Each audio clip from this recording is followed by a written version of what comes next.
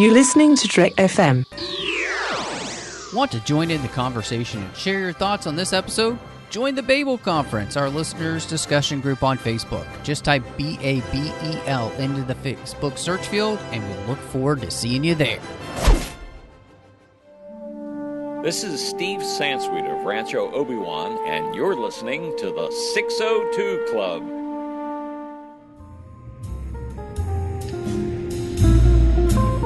There was a little bar in Mill Valley where all the Starfleet trainees used to go. The 602 Club. You know it. I was there more times than I can remember. It's okay. Hey, you can't be out here! Get back inside! So we can wait around until you tell Dad? No thanks. Wait! We have all been wondering what happened with the Resolute. Why we crashed here, and now the Raisin is standing right next to you. Why doesn't that scare you? Because he's changed. That's not good enough. How come you don't believe me? Believing has nothing to do with it, Will. It is about me protecting you. He's protecting me. And what if it changes again? Will, stop. Don't you always say that people make mistakes sometimes? And that they deserve a second chance? Maybe people do, but... He's more like us than you think. Look, there's a cave a few miles in this direction. Let me hide him away there. That way everyone's safe from everyone. Isn't that what you want anyway? Look, Judy, I'm not crazy. I know we're gonna have to tell Dad the truth. Just let me be the one to do it.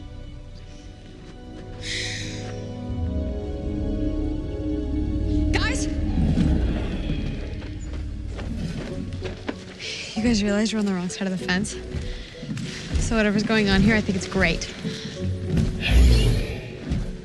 We're not?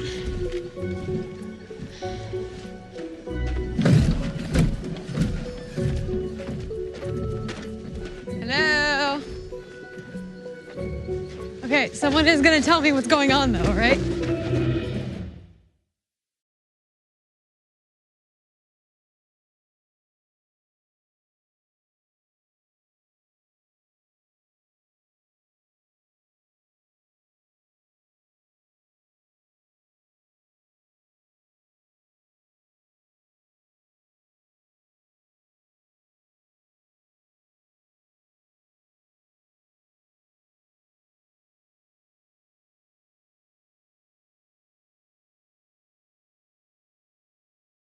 Hello and welcome to the 602 Club, Trek FM's local watering hole. Just so excited to be back here as, we're sipping on the old... Whiskey. No. Can't do that, Brandon. Come on, we got a special guest with us tonight, and we've got the Shirley Temples out this evening because you've got your daughter joining us to talk a little bit about Lost in Space. Hi, my name is Aubrey. And I am back. Yes! Hey, it's great to have you here, Aubrey, and so I'm really excited. Before we ask Aubrey some questions about Lost in Space, just a couple reminders for everybody. Make sure you check out the 602 Club and all of the Trek FM shows over there on iTunes at itunes.com/TrekFM.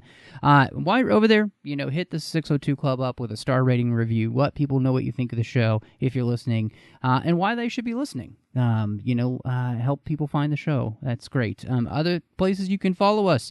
Go to Twitter at TrekFM, Facebook at Facebook.com/TrekFM. We've got the listeners only discussion group called the Babel Conference over there on Facebook, and that is where you can talk with everybody who listens and joins the group. So many people having great discussions over there. Go to Facebook and type Babel under the search field, and we can let you in there. Or if you happen to be on the website at Trek.fm, click discussion on any of the menu bars on the show pages, and that'll also bring you over to the group.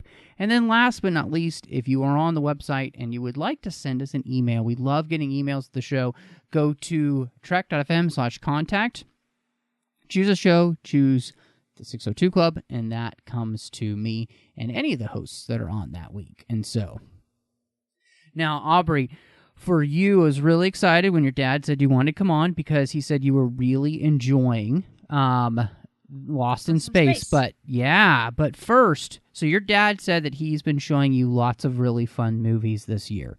And so what have been some of your favorites that your dad has shown you this year? Oh, I don't know. We went and saw, we did a rewatch of all the Jurassic Park movies. Ooh, and okay. We did all the Jaws movies as well. Nice. Ooh. Yep. So you saw one good one. Wasn't as good as the other ones. Yeah, most people don't like the last Jaws movie. Yeah. What was your favorite Jurassic Park movie? Oh, I'd have to say the first and second. Okay, nice. But out of those two, the second. Yeah, Mike Schindler would agree Wow, with you. you really like The Lost World. What did you like so much about The Lost World? I don't know, like, just the fact how, like, all those people went in there and they knew that the dinosaurs were there. On the island? Yeah. You really liked the ending when they came back to the city and T-Rex was running around the city. You liked that part a lot. Nice. So you must have enjoyed then Fallen Kingdom when they came back to the States and the dinosaurs were running all over the house. Mm-hmm. Yeah, that was the last one we saw. We also saw Mission Impossible. Ooh. Oh yeah, we've been watching the Mission Impossible. Nice. We watched 3, 4, and 5 together so far. That's awesome. He and my mom, they went out and watched it when we were at our auntie's. Yeah, the last one. We went and saw it on Sunday. Yeah. I just got a chance to take my wife to see it, and she loved it too. So it was awesome. Well, you've been having. I can't wait to see it. Oh, you're gonna love it. You really are. But you've been having such a busy summer, and you and your dad got to watch through Lost in Space, and so tell me a little bit about what you liked about the show. I liked when Will saved the robot, and like he came up and saved him. Like, I don't get why it was like just the legs on that. At the first episode? Yeah. Mm-hmm. So it fell apart because it hit that tree, right? So it hit the tree and the bottom part broke off. And so the one part was hanging in the tree and the feet were kind of walking around on the bottom, on the ground. Mm-hmm. Where's the part that was hanging in the tree? I didn't see that. He was in the tree with him, right? No, the robot with just the legs. The robot, it had divided in two. It had separated when it crashed, right? So it had kind of ripped apart in two, and then he put them back together. So, but I think you liked, for characters, though, I think you really liked Dr. Smith. Yeah, she was really interesting. Like, what would she do next? It's going to be interesting to see what she's going to do next. I really want to see the next season. Oh, me too. They ended the season, and I was like, what? We have to wait? No! Mm-hmm. Like a year? I know. Or more. Who knows? So, what were some of your other favorite things about the show that you really liked or you felt like were really well done? It was funny how Penny, was annoyed by Judy all the time. You know, I liked that part too. I think she might be my favorite. Mm-hmm. Yeah. One of the reasons why I asked Matt to let you on the show with us to talk for a little bit is because you and I watched Discovery as well, Star Trek Discovery, right? And both of us really seem to enjoy Lost in Space a bit more. Can you talk a little bit about what you think was different between the two and why you might have liked Lost in Space a little bit more? That was more interesting. What was more interesting? Can you be more specific? What is going to happen? Like, I didn't know. When I saw the trailer, I'm like, what? Why is the robot here? What is that? And I'm like, did he build it or something? Because I didn't know yet. Mm-hmm. And then, what was that sound? It was so weird. This is the sound of the spaceship? Yeah. Mm-hmm. And then, did you see that picture in the face when they were trying to get that battery? Like, that was under what was that called? Like, the trailer or something? Like at the end? Under I know what you're saying. It was like a oval, and then, and it stayed behind. It stayed behind and attached itself to the ship. I think that was what they were supposed to say. Like, get the magnet, and he's like, okay, I'm gonna get it. Yes, I think so. They were, talking to each other, and then they made that sound. Mm-hmm. Yeah. That was a really interesting part of the show to the very end, is watching the difference between the two different robots, and him being able to reach Will being able to reach back out to his friend and bring him kind of back to the good side. I really liked that. So I think the next season is going to be a little more intense, because I think you're right. Like, he said danger and then they went to that planet. Mhm. I think it's the robot's planet. I think you're right. Ooh. Or it's how, I think they traveled there and then they got down from, that's how they fell down. Yeah, it's good. I don't know how they got there, like some kind of a black hole or a wormhole or something like that. Yeah, it looks like that the how they had the strange thing that was underneath the chariot, and then it attached itself to the Jupiter's engines. So it looks it's like arms reaching yeah, out. it looks like there's this special engine, and they kind of alluded to the fact that that's what happened on Earth, is one of these spaceships had crashed on Earth. And so I'm wondering if the Jupiter now has one of those engines too, and that's how they end up at the robot planet. Can I tell you what I think what happened? I think that he was trying to draw that circle thing. I think that's what made it crash. It turned the Jupiter, and I think that's what happened. Well, theirs. I don't think it's theirs. Well, that thing took control of the ship at the end that was left behind. I don't think that's theirs, because how did they crash? No, it's not. It's from the alien ship. It attached itself underneath. I don't think it's the alien ship. You don't. It might be, but it might not. Ooh, so you think it could be some other aliens? Yes, because I like that. It could have steered the robot's ship onto Earth. Maybe. Mm-hmm. Oh, I think you have something there. That could actually be really interesting. Did you have a favorite character on the show? And I like that, science guy. Which science guy? The one from China. Oh, the old Asian guy? He said something, and John said, "What does that mean?" And he's like, "I'm hungry." Mm-hmm. Yeah. That was funny. Yeah. So, what was, so you got to watch this, and you'd seen Star Trek Discovery. So what's the one thing that you can think of that makes, for you, Lost in Space better than Star Trek Discovery? Everything. Okay. The most thing was the robots. You like the robots? Their fingers didn't bend this way; it bent the other when they were just like this, or bent like that. Yeah, I agree. That was pretty cool. Strong.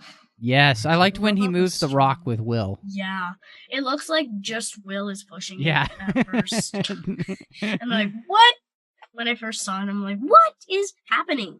That kid is strong. So if Dad said yes, would you ask him for a robot? Yes, I So would. let's see what we can do. If you, even if he was dangerous, I wouldn't push him off the cliff. Well, that's good. That's very kind of you. If you had to give Lost in Space a rating, out of 10, what would you rate it, do you think? I'd say a 10. Nice. So you feel like this has been one of your favorite shows to be able to watch so far? Yes. Mm-hmm. And we watched it twice. Mm-hmm. I'm like, no, when the season was end, I'm like, why? Why a year? They got to take time to make the show. It takes a lot of time and money to make the show. It's true. It does. Mm-hmm. They're going to be filming it up in Canada here. I saw an advertisement that they're filming it in Alberta. Some of it. Yep. Nice. We went there before. Yeah. Where they're going to film it. Near Drumheller. Yeah. Mm-hmm. Well, you should go and see if you could be on the show. See what we can do. Excellent. Right on.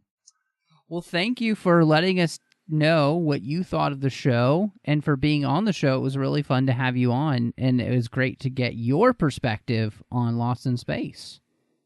Well, Brandon, thanks for allowing us to have Aubrey on to talk about Lost in Space. That was a lot of fun. I know the listeners over on Aggressive Negotiations love when John gets to have his daughter on to talk about things. It's always interesting to hear what actual kids think of this stuff. Yeah, I appreciate it because she's always wanting to get involved in the podcast, and I've had her on Melodic Treks a couple of times, and she likes to talk on the podcasts. And it's a lot of fun. It's fun to do something with her. So well, and it's neat because I think more than anything else, and this isn't even on the outline, but I do feel like that this is really a great show for families. Mm-hmm. This is a show that doesn't have a lot of, if really any, inappropriate material. Mm-hmm. So I feel like this is a show that really was made for families to sit around, queue up Netflix, and enjoy together. Yeah, when we watched the first episode together, there was the part where they're cutting into her leg, and I got Aubrey to cover her eyes because I'm like, I don't know how much they're going to show, right? And they didn't show much. They showed a little bit of blood. Like I said, we've seen Jaws and stuff like this, so she's seen blood, and she's seen worse than that. But again, with streaming shows nowadays, you don't quite know how far they're going to go. It's true. Hey, you might see Klingon boob. You might see Klingon boob, and that's the thing. With Discovery, I watched every episode before I watched them with Aubrey, so that I could tell her when to cover her eyes. And even in Lost in Space, they had some bad words. And I mean, I've sworn in front of my children. They're not words that they haven't heard, but they don't have as much as most of the shows out there right now. And the family content is what I really enjoyed about Lost in Space. And it was a really great show to watch with my kids. And I mean, kind of jumping the gun here, I'm sure that we'll get to this at some point. But after we watched the first episode, I turned to my wife and to Aubrey, and I said, that was better than every episode of Discovery. I think for plot wise and everything like that, action, suspense, and everything, I thought it was much better than Discovery. I can't speak too much to it because for me, I didn't watch the last half of Discovery season. I saw the first half, and then it didn't interest me very much. I just didn't enjoy it, and there's plenty of other reasons. So somebody will have me on one day so I can talk about my disapproval of Discovery on one of the Star Trek shows. But we don't talk about Star Trek here. But yeah, no, I agree with you. I really enjoyed the show, and I loved getting to the end of it and feeling like, man, I really want the next season. And one of the things I think that I really appreciated about the show was just the setup of it and how there was something that happened that caused them to leave. Mm-hmm. And the whole season builds up to telling you the reason to why people were leaving Earth and going to Alpha Centauri in the first place, which I loved that. And what I thought was kind of neat is how it did a good job of stealing from places like Interstellar and some other of those really great sci-fi shows as to why we would be leaving our planet. And I thought that was a really strong thing because they didn't tell you right up front, and I felt like they did a good job of kind of parceling it out through the different episodes so that by the time you got to the end, you're like, okay, this makes so much more sense. But it also made it really fun then to kind of allow them to take their time with that mystery and just kind of slowly spill that out. But this is 10 episodes, so they didn't drag it on forever, and I think that's the other thing I liked. Okay, so when I was watching the season, so I got to make this joke because I've been dying to make this joke because I haven't seen this joke anywhere. But this show really is Lost in space. Yeah. With the flashbacks and everything like that. The episodes kind of focus on one character and their flashback before they get to the island, in this case, the planet and whatnot. And I really did like that. But with the stretched out storytelling, one thing on a rewatch that I noticed is I wish they would have laid more seeds for some of the reveals earlier. Like, for example, getting into some of the spoilers, the static electricity spoiler. Right? Like that was in that episode. And that is something that they could have dropped once or twice before that in a couple of episodes to lead it up. And that was the interesting thing rewatching the show again, is that while there is a season-long arc, the story that happens in each episode is basically contained to that episode. And the story that's going on doesn't really spill over into the next episode. Yeah, one of the things I think that they kind of did a good job of, and it felt a lot like Enterprise, like season 1. When you rewatch season 1 and season 2, there really is a lot of continuity between those episodes, but you can also watch those episodes by themselves, which I think is really nice about Lost in Space, is that you can go back and watch a specific episode as you want and not feel like you had to have seen every single other episode in succession, even if it's just I'm rewatching an episode. And that's kind of smart, because I love long-form storytelling in TV now, the way we do it, especially with Netflix and stuff. But it does make it harder for me to be like, oh, I just want to watch an episode of that show. But there were certain episodes of this show that in this first season, I was like, man, I can go back and I would love to rewatch that episode because it was just so good on its own.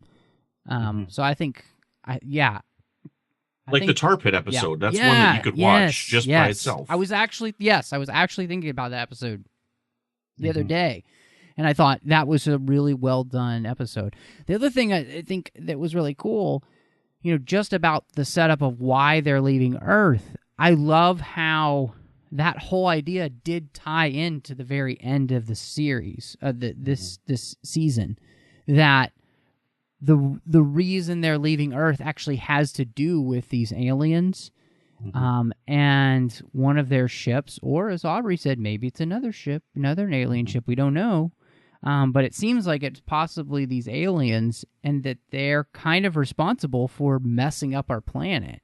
So that's a really interesting conundrum that they've created in the show, and it gives us, I think, a good jumping off point. But I liked that whole idea. People can still live on Earth, but it's not going to be enjoyable to live there. So they're moving to other places like Alpha Centauri. So, see, this whole plot line has me thinking about how much is actually the fault of the aliens, because they had this whole plot line of the Christmas star and how they did it as a cover up, and they would have had to have come up with that after the fact. And as I watch this show, I wonder if the government didn't do something to the atmosphere in order to encourage this departure. And it's, the cover story is that there's an asteroid that's crashed, which has caused this atmosphere. But what if that's not even what it is? What if this is all a government conspiracy to get people off the planet? Because that makes it even worse. Simply crashing an alien ship. Because the impression that I get from the story is an alien ship simply crashed on the planet. The government discovered technology for how to get off the planet, how to go a long distance, and they've taken these aliens with them to find their home world, in some sort of cover up. And in my opinion, they created some type of artificial natural disaster as even more of a smokescreen. Pardon the pun. But that seems like, I see what you're saying, but would that work when they're only taking the basically the best and the brightest? Then it seems like almost like a Bond villain thing. Like, we've ruined the planet, but then we're taking the best and the brightest from you. Ha ha ha ha. But they may not be ruining the planet. That's the thing. It's just that it's all a part of the cover story, and there's the smoke there. And while yes, I might be looking too much into it, right? And trying to come up with theories, because that's how television is nowadays. Is what crazy theories can you come up with? But the best and the brightest would be part of the cover story, kind of thing. There's another TV show from the 90s that this really makes me think of as well. I think it was on NBC. It's called Earth 2. Have you ever heard of that show? I have heard of Earth 2. Yeah, it only lasted one season, but it was similar. Earth was in a bad state, and they had to leave and go to another planet and colonize and whatnot. And then weird things happened on the planet. The planet wasn't quite what they thought it was going to be. So this made me think of that show a lot as well. I think one of the things that I ended up really responding to with the show, I really ended up liking the cast. And I think that they created a cast that was really interesting to watch from, which is really tough to do when you cast kids, in a show. But that, to the parents, to, you know, the people around them, I thought were really well done. And so, and one of the characters that really stood out to me, because I didn't feel like it became stereotypical, even though it seemed like it was going to start that way, was Maureen. I thought that, you know, the story between her and her husband was very interesting to watch. It was very adult in the way that it was handled, the way they handled their relationship. And, of course, spoiler alert, obviously, the way they come back together in the end, too. But it seems like she's going to start off one way, but they never allow you to get comfortable in a stereotype. And I love that it was broken the moment that she apologizes to him very early in the season for what she was wrong, she says. You know, I was wrong to treat you like that. I was wrong to discount what you had to say, you know, and it acknowledging his expertise, you know, which is much different than her since he's, you know, a former Navy SEAL. So that was really something that spoke volumes to me. And I think, you know, Molly Parker, you know, I know her from House of Cards, and I really like her as an actress, but I thought she did really, really well in the role, and which was important because you needed to find a way to like her because she is one of the pinnacle characters of this show. Yeah, I agree with you 100%. And it's a really interesting take that they've decided to change this show. Have you seen the original Lost in Space at all? I have never seen the original. That's one thing I haven't done.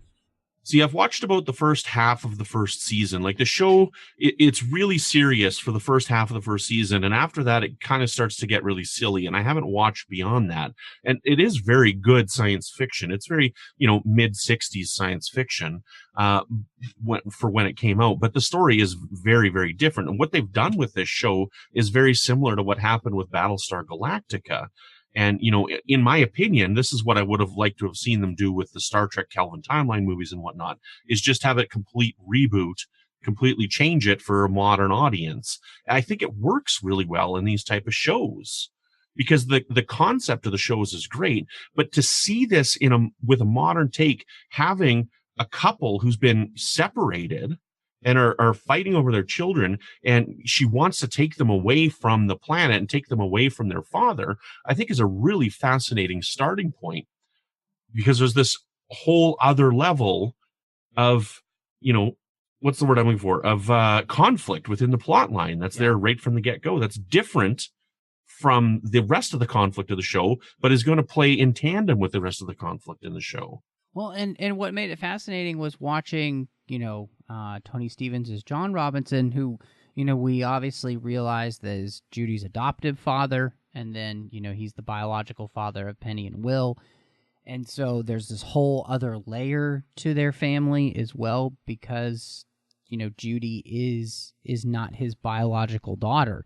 And it, you know, we don't have any idea what happened to her father. It's never mentioned.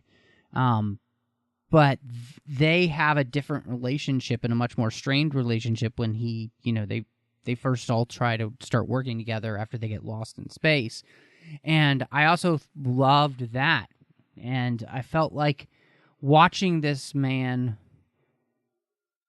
come to this place and try to undo the mistakes that he's made with his family and to rededicate himself to his family because he realized he was wrong beforehand, I thought was really nice. And what it was great of, and I thought was really nice in the show, is especially between Maureen and John, you have two people who they're not in the right on everything.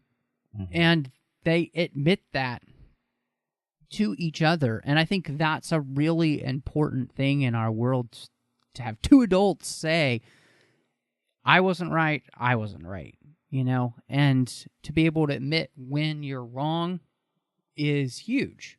And to say it out loud to somebody is fantastic. And so, like you were saying, that the high-level adult conflict that's happening between them and what that creates for the family dynamic is really interesting. And I think these two actors do such a great job of kind of drawing you in to who each of them is. And I never felt like, this is the best part of it, I never felt like I was on his side or her side. I was on the family side. Right. And that's a really good thing too. Yeah, absolutely. And it's also neat to see, this storyline of this father who regrets the choices that he's made for his career, because, it is a common thing where, married couples, one of them might have to sacrifice something in order for one of them to pursue their career.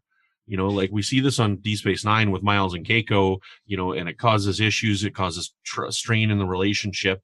And so, his choices to go off and, the understanding that I got from it is he's doing something to save the planet because of this so-called meteor crash that happened. He's doing something. I didn't quite understand what it was that he was doing, but he made the choice to go back to work and to leave the family behind. And this caused strain on their relationship because he wasn't called into active service. And so now he's dealing with those ramifications after the fact and trying to repair the situation because he sees the strain that it's put on the family, not just his wife, but the kids as well. Yeah, and what I love too is that the reality of the show is really nice in that there's moments in our lives that kind of kick us in the butt, and make us realize something's missing or something's wrong, and that happens to many of the characters in the show, specifically John and Maureen, as they're dealing with these different things. And I thought that was really fascinating, and the way they deal with their guilt, because, John feels guilty for not being there for his family earlier, but then Maureen feels guilty the fact that they're here at all because, she covered up for the fact that Will didn't pass the tests. Yeah. And so they both have this guilt that they have to work through. And in the end, what's kind of beautiful is they help each other work through it. They find a way to be there for each other. And they also find forgiveness of each other, which I think is another really important message today, is that people can be different. People can change. And we see that in actually both of them make changes, and both of them come to a forgiving place for each other and find a way to move forward. And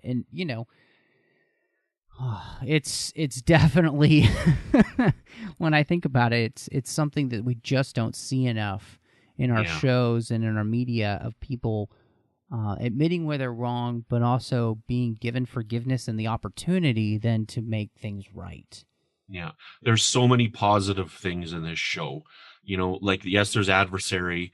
Yes, there's conflict. Yes, but they're overcoming it and they're working together. They struggle, right? But they overcome it and they work it out and they talk it out, right? There's times when they're fighting, but at the end of the day, at the end of the season, they've worked out a lot of their conflict and they've put it behind them because they've dealt with it together and they've dealt with it as a family. And that is such a positive thing to see on TV, and that's one of the reasons why I loved showing this show to my daughter.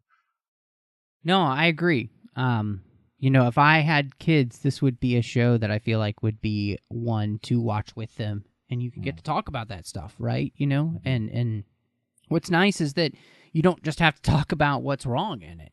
You get to talk about what's done right in it. And that seems like a more and more rare thing these days. And so, and I like, it's great talking to Aubrey because, you have the three different kids here that can help her plug into the show with Will and Judy and Penny. And I really liked the way that they handled each of the kids, making them different and having their own personalities. And, you have that great family dynamic. But I'll be honest, Penny was my favorite because I just liked her sarcastic attitude. She's really funny. That actress was hysterical. Yeah, Penny and Judy both, though, had a sarcastic streak in them, which is, kind of neat. So now, okay, so I'm bad with character names, okay? So Judy is the doctor? Yeah, Judy's the older one, and then Penny's the middle daughter, and then Will obviously is the youngest. I'm bad with character names because, Star Trek I've seen like 50,000 times, so I know the characters, but most other shows I have a really tough time with names. So, but I had a question on an interpretation of a line in the script. And Judy, so Judy says at one point, she goes off and they're like, your mother wouldn't want you to leave. And she says, it's a good thing I take after my father. And watching it a second time, I was wondering what your interpretation of that line would be, because we know that John Robinson isn't her biological father. So I'm wondering if, I don't know, like there isn't a lot to this, but I mean, it's a line that kind of sticks out. We know that he's not her biological father. Is she saying that because she's taking after him in the way that he's raised her? Or is that like a line that she's saying back to her biological father? I'm just curious about that. I caught it the second time. Yeah, I remember thinking about that line too, and I got the feeling like she was saying that because it seemed like a dig at possibly at John, that I take after my dad, who doesn't really obey and doesn't follow the rules all the time and leaves. So I felt like that might be where that line was coming from at that moment. So, but it is a good question. Nothing major. I was just curious what your interpretation of the line was. That's all. But yeah, I thought both of them, I think Penny and Judy were really great. I also liked that they both kind of had different arcs, as Judy with the PTSD that she has early on, and also trying to live up to the stress of being the doctor, even though she's only 18, was great. And then, I thought it was interesting too, because, on the other side, you have Penny, who is trying to kind of find her own place. And it's difficult when your sister seems to be like perfect sister. Yes. Yeah, that was definitely something that irked her quite a bit. So, and I think that's where she gets a lot of her personality from, right? Is because, she's got to be so snide to her sister to try and like tease her and bug her, right? That's my take on it, and that's my take on her personality. The one character that was sometimes it wasn't as perfectly done for me was Will, because sometimes he just was a little too much of the I can't, I'm not really supposed to be here kind of attitude. It sometimes felt a little overplayed maybe, but on a whole, I think he does a pretty good job, especially since they are giving this kid a lot to do. Like he has to carry a lot of the major emotional scenes, and I think the best one for him is when he's building the memorial with his dad. I really thought that was a standout scene and a really strong scene, and it was just a great scene of a father in a show lovingly teaching their child a very tough lesson in a way that was respectful and honoring of the child, but also not taking away anything from the importance of the lesson he's trying to teach. And it was one of those things where I thought, wow, they really did something special here, I think.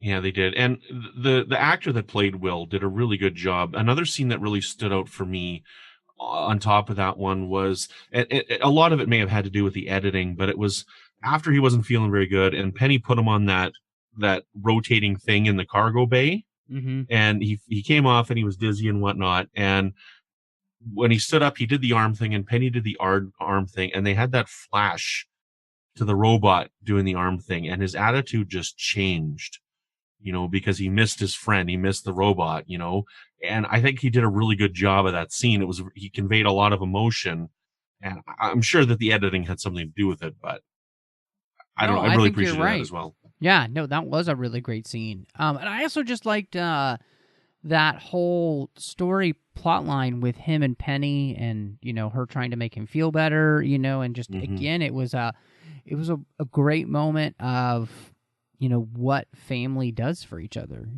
I'm sure this isn't exactly what Penny wants to be doing at this moment, but she finds a way in to help her brother, and it's because she really cares. And so much of the time I feel like media portrays, kids and families as being at each other's throats all the time. And these kids can have that, but at the same time, these kids are also on each other's side. And I thought that was a really nice thing to see. And, when I also think maybe it has something to do with the fact that, all they have is each other. There aren't a lot of other people around, so they really take that to heart, it seems like. And that was a lot of fun. Right, and they have that theme that goes throughout where, Robinsons stick together. Like they said that Yes, multiple yes. times throughout the series as well. Well, and what I love is that theme becomes the thing that brings this family together in the very, very end. Robinsons stick together.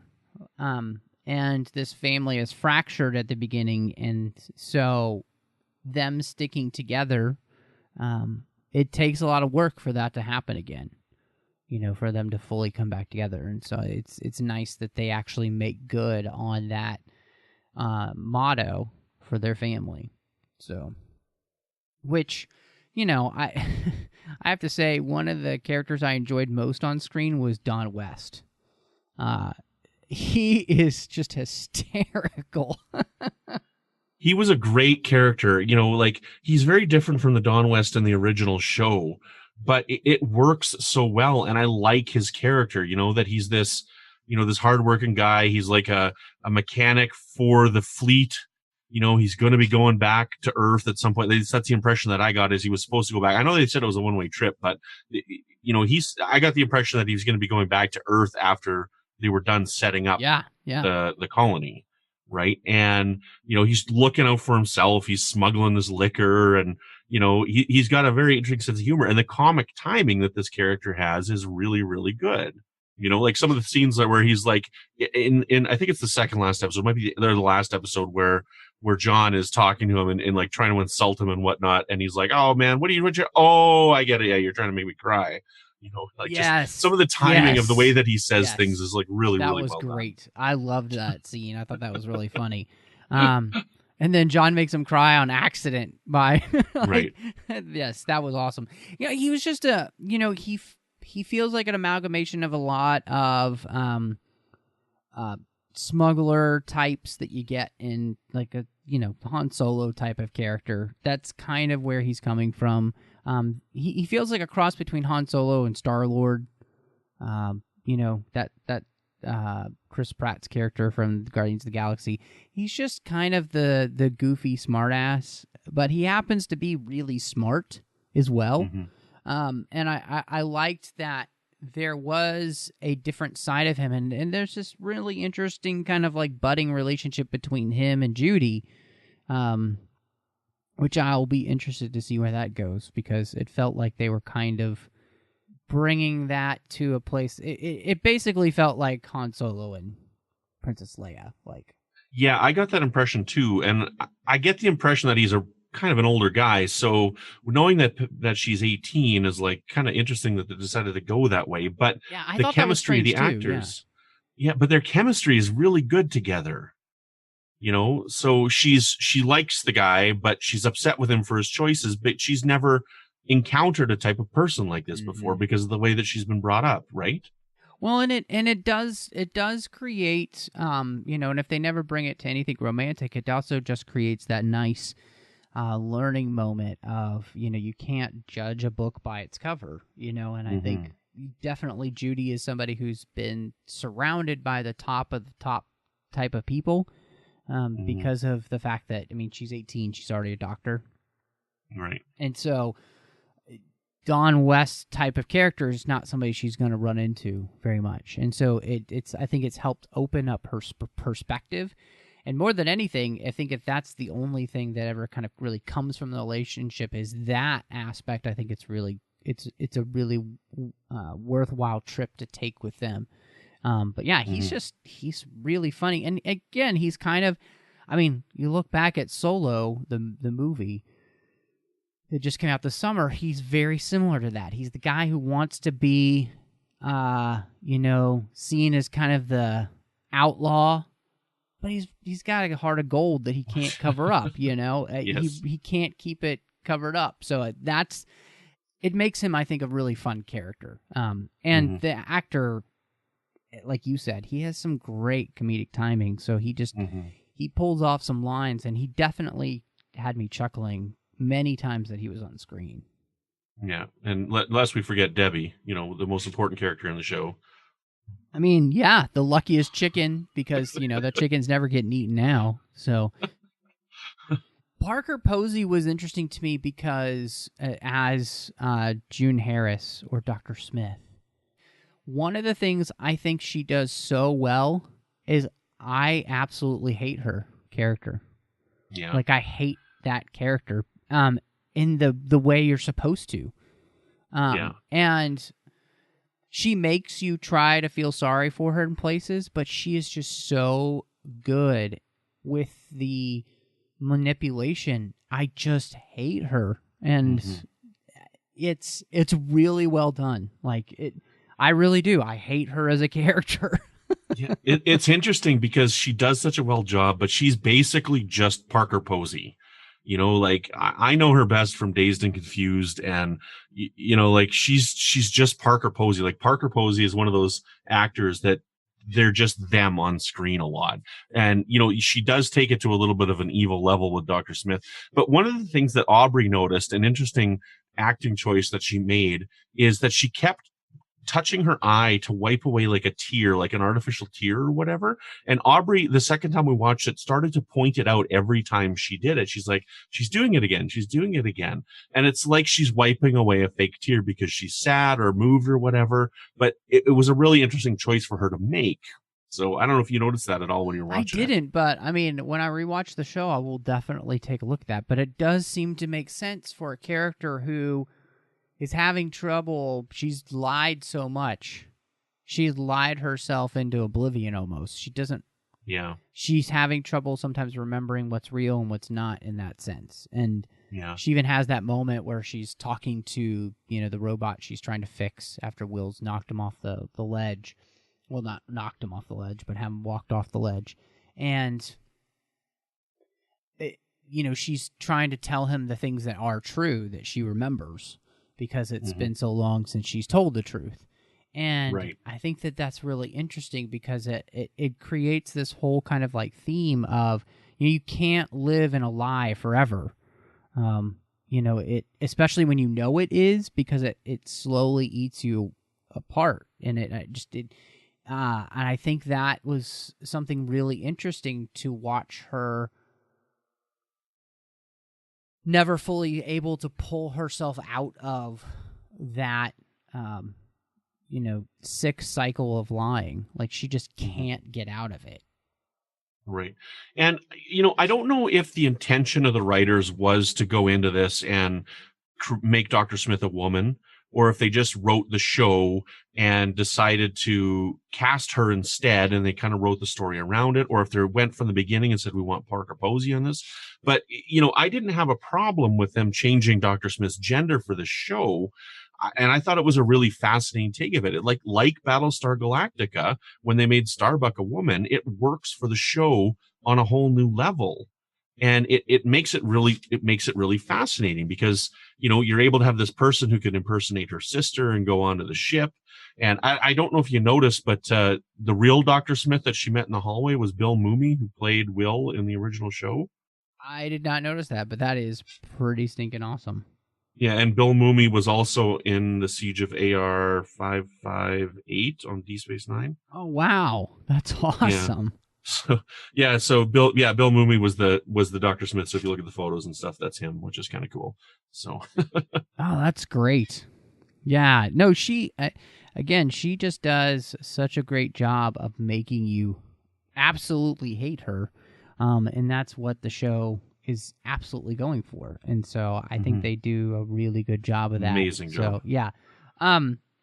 Like you said earlier, I love the way that they've just reimagined the show completely and just done their own thing. They've taken some of the trappings of the old show, but then they've really done their own thing in the sense of, like, especially like with the robot. Yeah. Which I loved. I love that this is an alien robot, and it, and of course, again, what we learn about this robot and where it's from and all of that, I think is great. And so I just really appreciate the ways in which they made this show their own, and I thought they did a good job with that. So yeah. I think they did a really good job too. And when it came out, I was a little frustrated because I compared it immediately to Star Trek Discovery, and a lot of people did. And there was blowback from people saying, well, why does everybody got to compare everything? Why do you got to compare all these shows and whatnot? And it's like, this is such an obvious comparison to compare this show to Star Trek Discovery.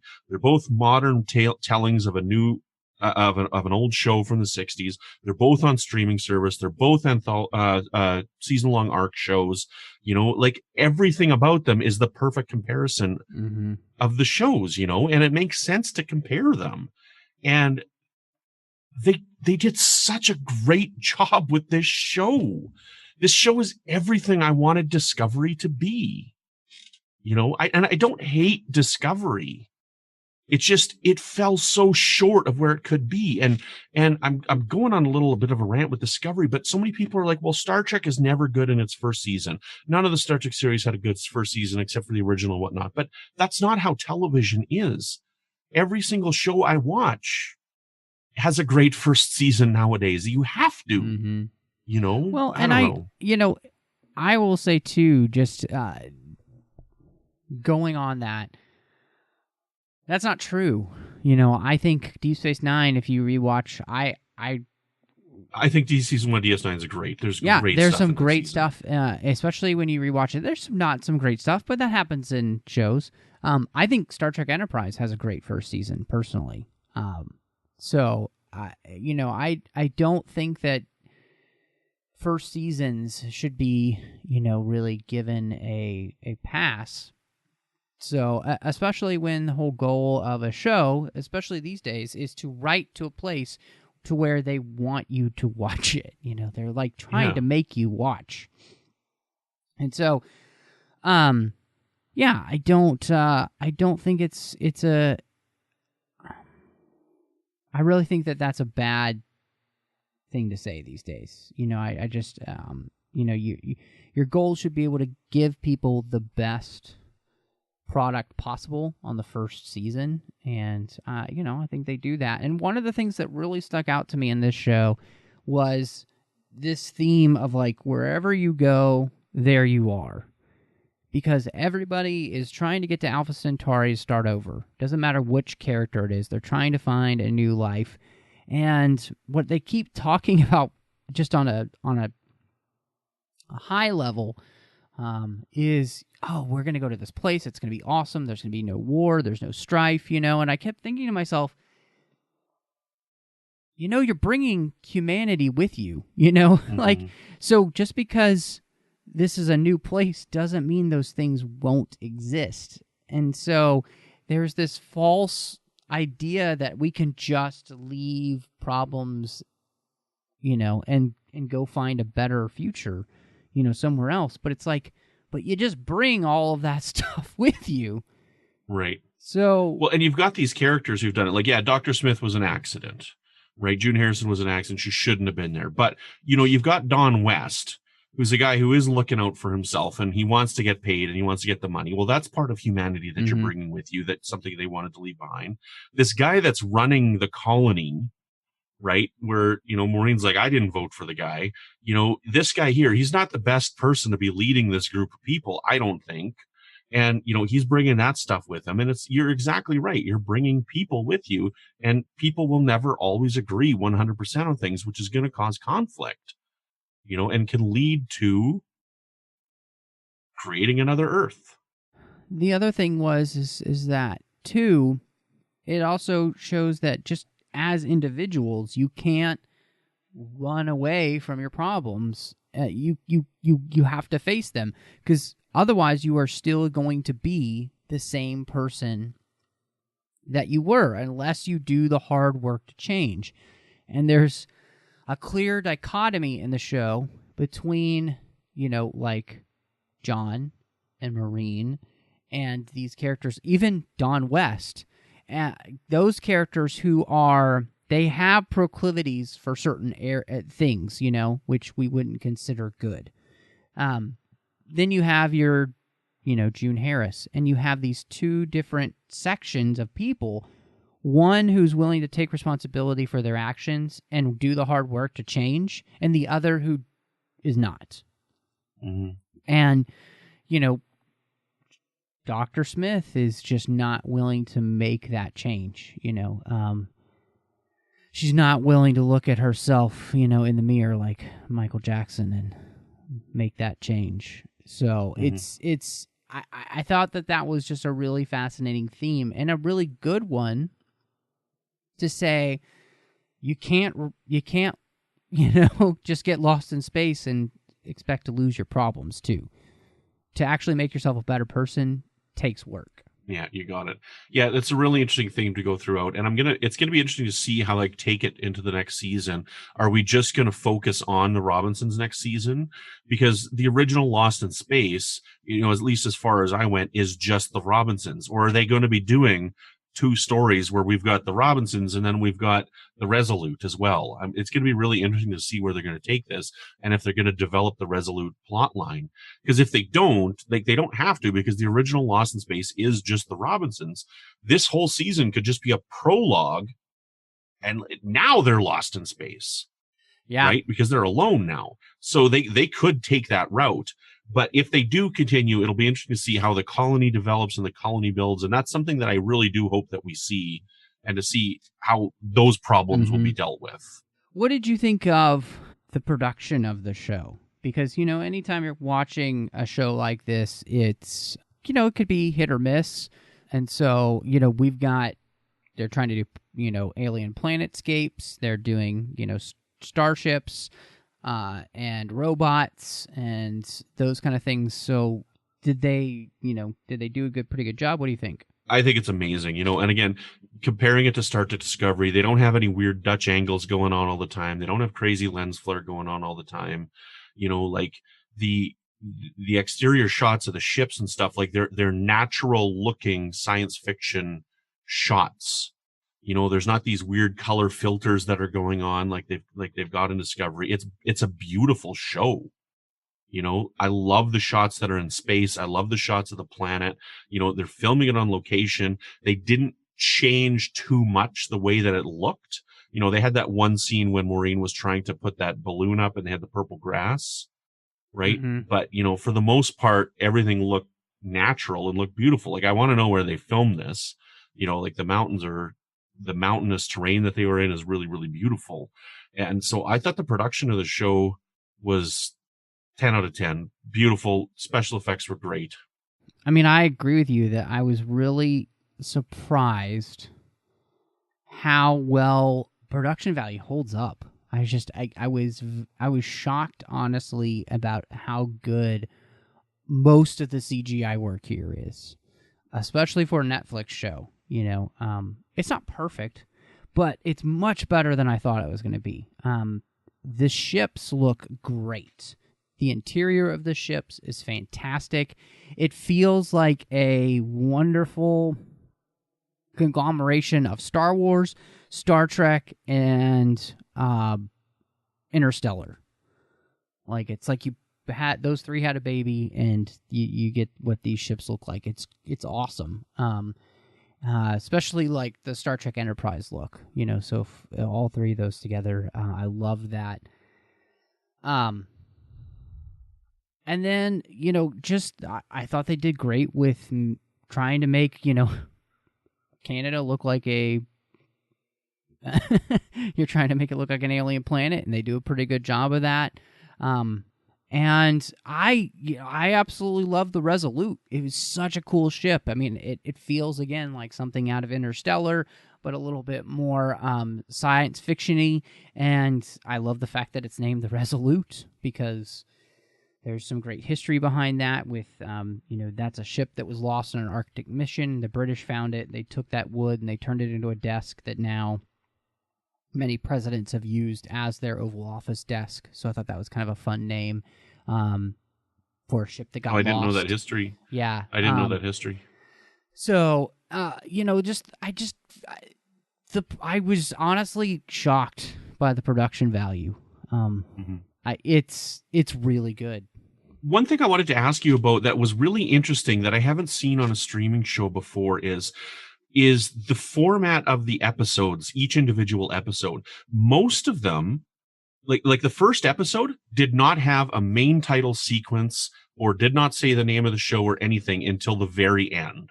So, in all honesty, like the way that they filmed it is basically the first episode is the teaser for the season, and only about 4 episodes actually utilize the full main title sequence with the theme song and everything. And a couple had this really short one where it just said Lost in Space. And it was kind of scattered out throughout the season as to which episode was going to have which one, and there was an episode where they had a 7-minute teaser and then they did the main title sequence and stuff. And it was really interesting.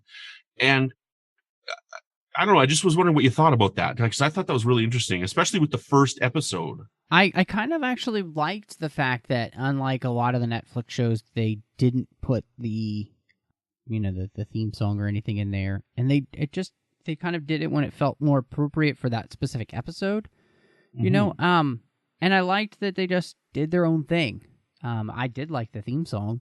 It was fun. Yeah. And I loved... Well, and it brought back Williams' original theme. They had that in there as well, like as the Robinsons theme. So, it's great that they paid homage to that. Well, and what was kind of neat was the fact that it felt like the theme and then the actual credit sequence, it was just like Enterprise.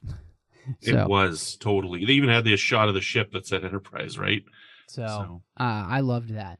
What do you think? What do you rate Lost in Space? On my first watch, I would have given this 5 out of 5, hands down. Like, I was blown away. There's so many great, suspenseful moments. They had me when John Robinson's ship blew up in episode 8. They had me. I thought he was dead. Oh wow! Really? I totally believed it. I'm like, I cannot believe they went there. But that's kind of how TV shows are nowadays, where main characters die. With Judy in the first episode being trapped in the ice, that was such a tense episode.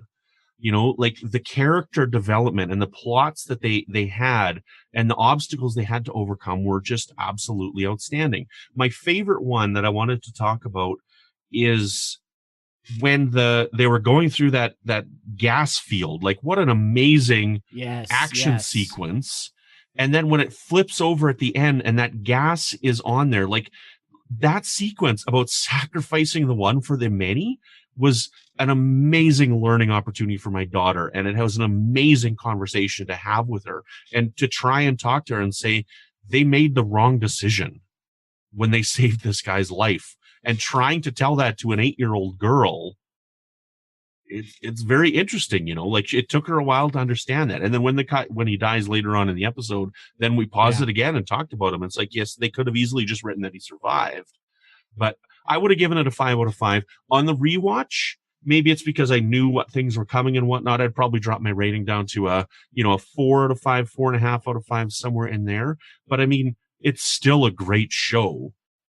And like I called out a couple of things where I wish they would have dropped some more hints for some of the reveals throughout the season earlier. I think would have played better upon a rewatch and watching for those things, because I was watching for them, and to not see them until the episode where they were needed was kind of a little bit frustrating on a rewatch, in my opinion.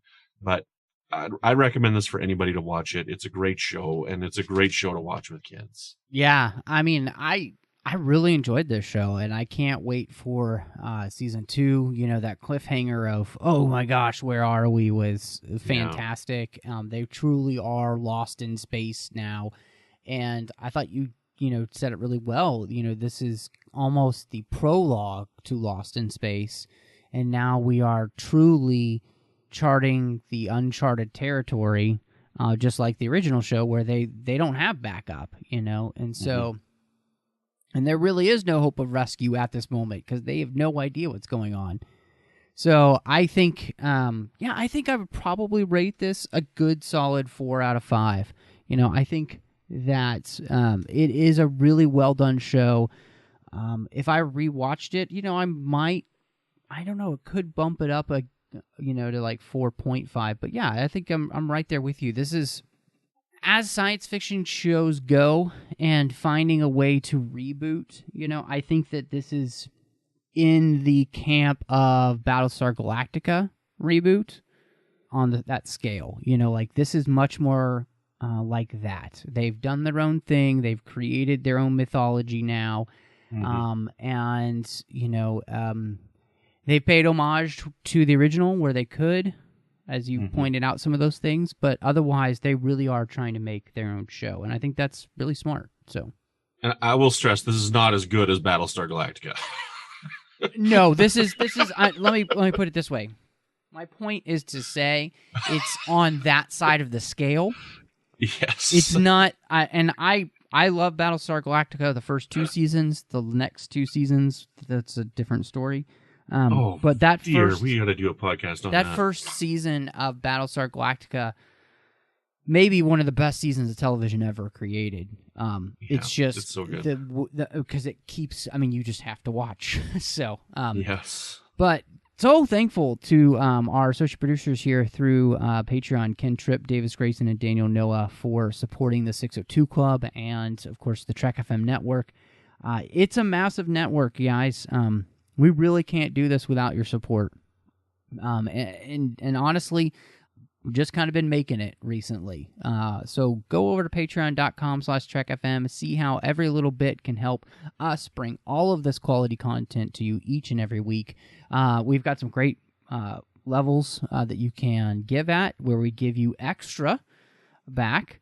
And Brandon actually runs our patrons group, and so making sure that all of you guys get more for your money. But in the end, again, every little bit does help. So go over to patreon.com/TrekFM and see how you can be a part of our team and making sure that all of these great podcasts keep coming to you free of ads and free of charge every week. But Brandon, it's been great having you back here in the 602 Club. So let everybody know what else you've got going on and where they can find you online. Thank you very much. I'm happy to be back. I'm happy to be able to talk about this. I'm glad I got to do a rewatch again with Aubrey. So thanks for having me on. It's been a busy summer for me, but I'm back. I'm done all my holidays, so I've got a lot of podcasts going on right now. You can find me on Twitter at Brandon-Shea. You can find me here on the network with Melodic Treks, which is all about the music of Star Trek. I've had some great interviews recently with Jeff Russo, who composed for Discovery, and Dennis McCarthy, who composed the most amount of music for Star Trek out of anybody. I'm also on Warp 5, which is our Star Trek Enterprise podcast with my friends Patrick and Brandy. And I've got a couple other little things that are going on right now. So my other main podcast is over on the Fandom Podcast Network. It's called Good Evening, an Alfred Hitchcock podcast. And I do that with my friends Chris and Tom. We're talking about all the Hitchcock movies. And just yesterday, as of the dropping of this episode, I actually have 2 little podcasts going as well. Over on the Talk Film Society, Zach Moore from Standard Orbit and I are doing an 11-episode retrospective on the Halloween films called Halloween H4O. And on Cinematic Sound Radio, I just released, it's going to be an intermittent podcast, but it's called Breaking the Waves, and it's all about electronic film scores. And my first episode focuses on Trent Reznor and Atticus Ross and their music for films that they've done. So I'm very busy right now. I've got a lot of stuff going on, but it's fun. It's keeping me busy. Awesome, man. I'm sure that you'll be talking about Tron Legacy very soon. Then I will. So I will be. But that's great, man. Make sure you're checking everything that Brandon is doing. You can also find me over on Twitter, MattRushing02. I'm on Instagram under the same name.